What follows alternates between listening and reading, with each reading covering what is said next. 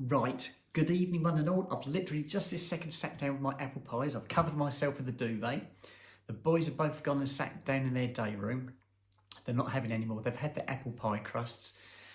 They didn't want to go up the garden tonight. They were all comfy on the sofa. I've got the heating on. They're all toasty warm in there and they're just curled up. So I gave them the apple pie crust. They went and jumped back on the sofa. So they can come in if they want. They can just come and sit with me if they want. Right, it's a terrible Monday today.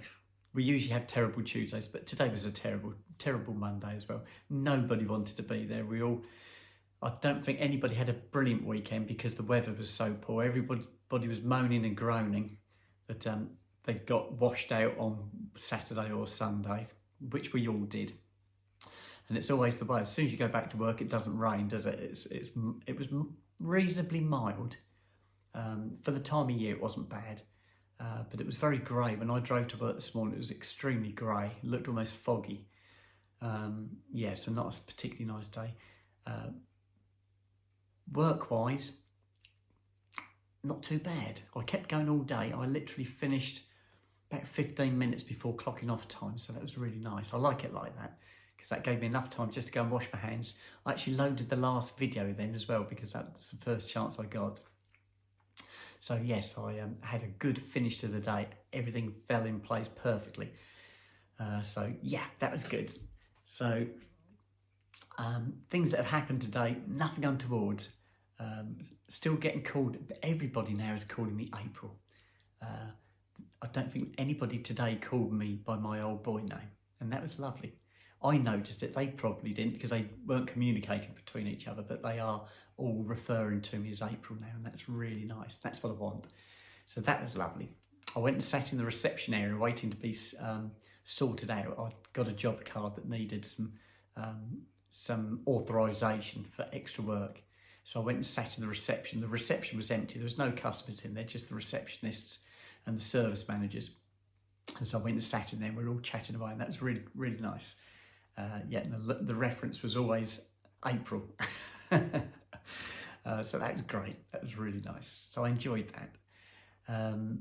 What else happened today? Nothing really. The drive to and from work weren't very nice. Very grey. Traffic wasn't too bad getting out of Cambridge tonight. I sort of winged that one. I got out quite nicely. And I went through Newmarket on the way home because I'm working in Cambridge and I can go through Newmarket, and that's where I was born. And when I go into Newmarket, I go past the racecourse. The racecourse will be on my left-hand side. And as I come into Newmarket, the cemetery will be on my right-hand side. And I've got quite a few relatives in the cemetery. When my grandfather was still alive, we used to go up there and put flowers on the graves. And obviously he's up there as well now. So I've got my granddad and my nan and granddad up there. I've got my great nan and my great pop up there. And I've got my auntie. I've got an auntie up there. She's up there as well. So I've got, 5 of them up there.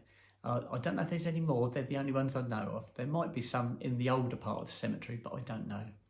So yes, every time I go past, I always glance across to the cemetery and think, oh, they're all still in there, all 5 of them.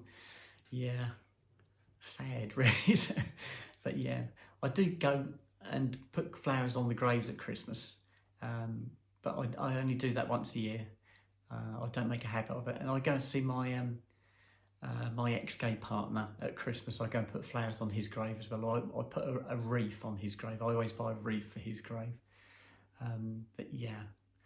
So yeah, the drive home was fairly uneventful. I got home reasonably early and it was still light. But this time next week, guys, it's going to be totally different because the clock's changed next weekend, next Saturday, I think it is, or this coming Saturday. So we go to work.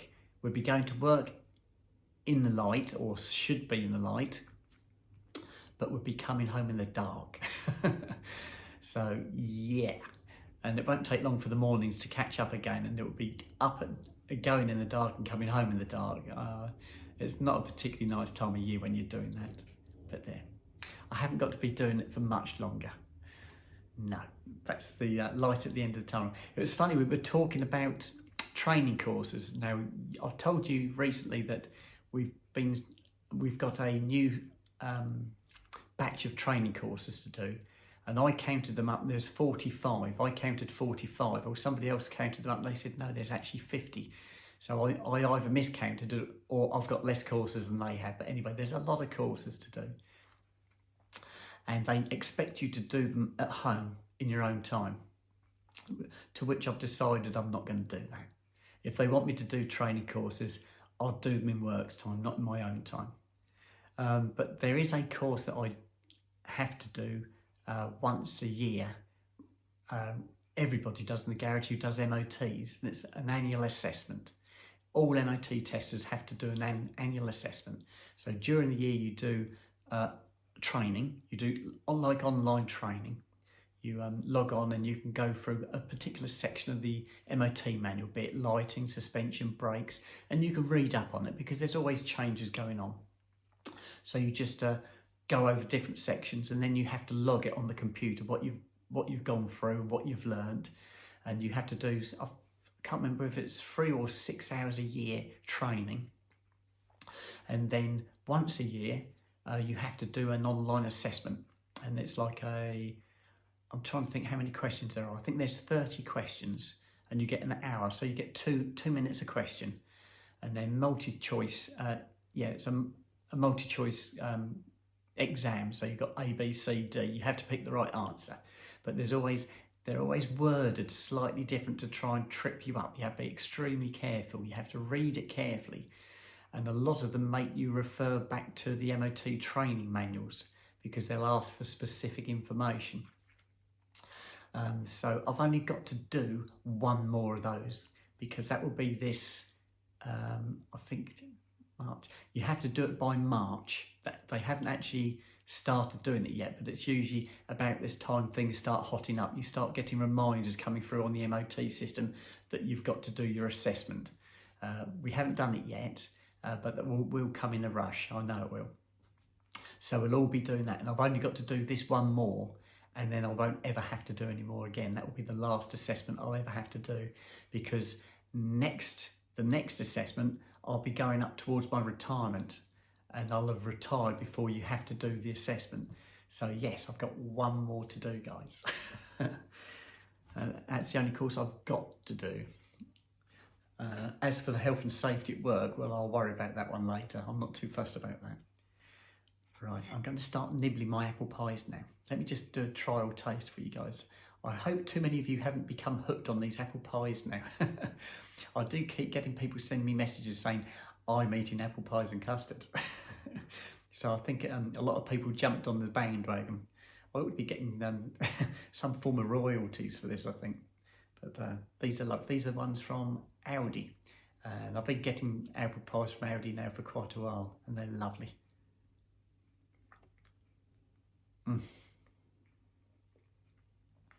Beautiful, absolutely beautiful. I didn't eat any of my old Jamaica bars.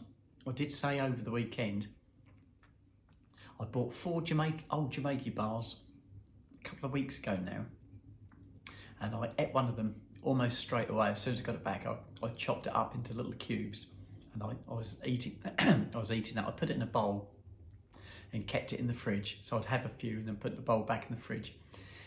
So I've eaten one. I've still got 3 bars left, and I was going to eat another one this weekend, and I thought, no, I'll see if I can't resist a little bit longer. But they are lovely. They are really nice. But I've spoiled myself. I've got my Mars bars, I've got my old Jamaica, I've got my apple pies. I love it. I haven't got anything else arranged with my sisters at the moment. I am going to see if I can invite them both up for a fish and chip supper, but I'll probably do that after Christmas, I think, because we've got to make plans for my February London trip when I go and have my breasts done. And so I did say we'll have to have a get together, and I said you'll have to come around mine and we'll have a fish and chip evening. We'll have a fish and chip supper, and we can go through the paperwork and see what we can do and what we can sort out between ourselves. I think my younger sister because she works in the travel industry, they do a lot of these things like shows. They can get information on shows in London and hotels where you can stay. So I think she's the one who's involved in booking a show, and my elder sister, my younger sister are going to go to a show, and then they're going to pick me up on the way out. That's what's planned. But I don't think they've picked a show yet. I think they're still looking to see what shows are available, and then they're going to let me know what they're going to do. So yeah, that's ongoing. But yeah, that's really nice of them. I'm really chuffed with that. A lot of people have said to me about, I've said I'm going to go down to London I'm going to catch the trains down to London and going on the underground, because apparently the underground station is fairly close to the surgery, so I can do the tube to close to the surgery and then I can walk the rest of the way. But they did say I can't do that on the way back. I can't go out on my own. I can arrive on my own, but I've got to be collected. And I did say this to my sisters, that I'm not allowed to just leave on my own. I've got to have somebody come and get me. And my eldest sister said, I'm not really keen on driving into London. And I appreciate that. That is a horror. I hate driving into London as well. That with the congestion charge and everything else. Yeah, it's not good. And whenever I go down to London, and I haven't been for years, guys, but what I used to do is I used to catch a underground station on the outskirts of London and then catch the tube into London and do it that way, move around London on the tube or buses. It's the best way, it's the easiest way. And so what I suggested to my eldest sister was that we catch the tube, they come and collect me. If it's both sisters or just one sister, I think it'll probably be both of them. They'll come and collect me, and then we can walk back to the tube station and go back and collect the car. But quite a few of my subscribers have said, oh, you don't want to be getting on the tubes in London. You're going to get knocked about, and seeing you've just had surgery and you probably won't be feeling too good anyway.